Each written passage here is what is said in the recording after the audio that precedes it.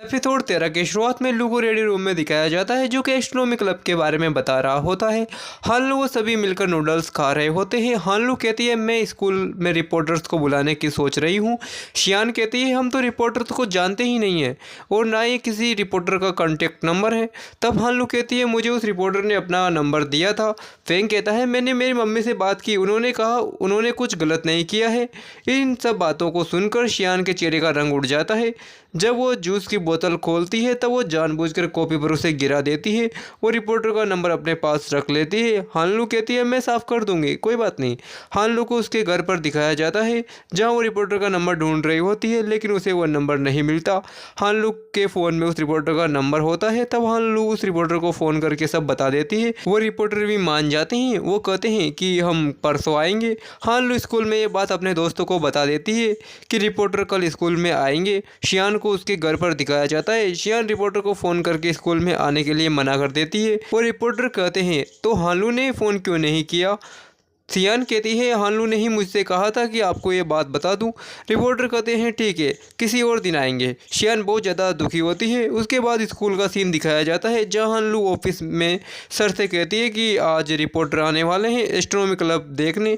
तब सर कहते हैं क्या प्रिंसिपल मैडम और डायरेक्टर को ये बात पता है। तब हानलू कहती है नहीं। तब सर जल्दी से रिपोर्टर को लेने के लिए गेट पर चले जाते हैं। रिपोर्टर्स भी स्कूल के बाहर आ जाते हैं। वो स्कूल गेट पर एंट्री कर देते हैं। तभी सर भी उन्हें लेने के लिए स्कूल गेट पर पहुंच जाते हैं। वो उन्हें एस्ट्रोनॉमी क्लब दिखाने के लिए ले जाते हैं। हानलू वो सभी स्कूल की छत पर होते हैं। वो हानलू कहती है एस्ट्रोनॉमी क्लब का इंटरव्यू है तो हम सभी को जाना होगा। जब सभी जाने लगते हैं तब छत का गेट नहीं खुलता। हानलू शियान से कहती है गेट की चाबी तुम्हारे पास है ना। लिन का दोस्त कहता है आखिर तुम इस पर इंजाम क्यों लगा रही हो। हानलू कहती है अगर मेरी बात पर भरोसा नहीं है तो उसकी जेब चेक कर लो। शियान कहती है मेरे पास मत आना वरना मैं चाबी नीचे फेंक दूंगी। चाबी नीचे फेंक देती है। हानलू कहती है कल रात मैंने ऑब्जर्वेटरी का ताला बदल दिया था। अब तक तो रिपोर्टर ऑब्जर्वेटरी में पहुंच भी गए होंगे। रिपोर्टर्स भी ऑब्जर्वेटरी में पहुंच जाते हैं। वह सर कहते हैं ये कैसे हो सकता है। रिपोर्टर कहता है मुझे कैसे पता होगा। शियान भी नीचे जाने की कोशिश करने लगती है लेकिन चाबी तो उसने पहले ही नीचे फेंक दी थी। हानलू कहती है आखिर तुम ऐसा क्यों कर रही हो, तुम्हें बताना होगा तुम ये सब क्यों कर रही हो। हानलू दरवाज़ा खोल देती है। वो कहती है तुम्हें कुछ नहीं बताना तो मत बताओ। वो शियान कहती है मैं बताती हूँ। हमारे टीचर्स ने टेलीस्कोप बेच दिया ताकि वो गरीब बच्चों की स्कूल फीस भर पाएँ। उन गरीब बच्चों में से एक मैं भी हूँ। जब मैं फेंग के घर गई थी तब मुझे ये बात पता चली। मैं नहीं चाहती थी तुम सभी को ये बात पता चले। वो रोने लगती है। लू कहता है हमें रिपोर्टर्स को रोकना होगा। वो सभी एस्ट्रोनॉमी क्लब में जाने के लिए निकल जाते हैं। रिपोर्टर डायरेक्टर से सवाल पूछती है कि आखिर ऐसा क्या हुआ जिसके कारण आपको टेलीस्कोप बेचना पड़ा। हमें सिर्फ वजह जाननी है, लेकिन डायरेक्टर मना कर देते हैं। तभी वहाँ हानलू और सभी आ जाते हैं। रिपोर्टर से हानलू कहती है दीदी प्लीज़ एक बात आप किसी को मत बताना। रिपोर्टर कहती है क्यों, तुमने ही तो हमें बुलाया था।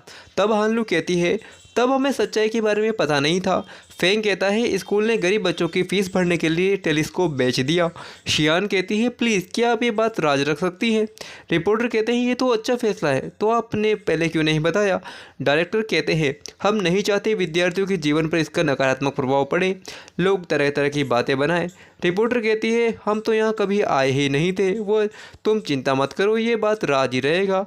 वो वहाँ से चले जाते हैं। उसके बाद सभी को नूडल्स खाते हुए दिखाया जाता है।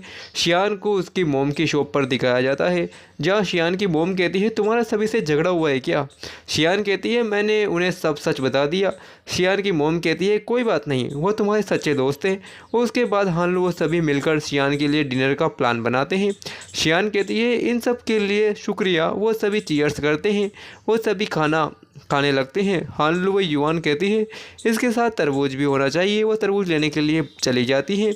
तब लू लिन को फ़ोन करता है लेकिन उसकी मम्मी फ़ोन उठाती है। वो कहती है लिन उसकी बहन के साथ है, उसकी बहन की तबीयत ज़्यादा ख़राब है इसलिए उसकी सर्जरी करनी पड़ेगी। ये सब सुनकर लू वो सभी का चेहरा उतर जाता है। वो तभी वहाँ हानलू व युवान भी आ जाती है। हानलू कहती है तुम सब चुप क्यों हो। लू कहता है लिन की बहन की तबीयत ज़्यादा ख़राब है इसलिए सर्जरी करनी पड़ेगी। लू कहता है हमें लिन का हौसला बढ़ाने के लिए उसके पास जाना चाहिए। तब युवान कहती है हानलू तुम भी आना चाहती हो। तो तुम भी हमारे साथ चल सकती हो। वह हानलू को दिखाते हुए एपिसोड 13 यहीं पर समाप्त होता है। अगर आपने पिछले एपिसोड नहीं देखे हैं तो लिंक इन डिस्क्रिप्शन।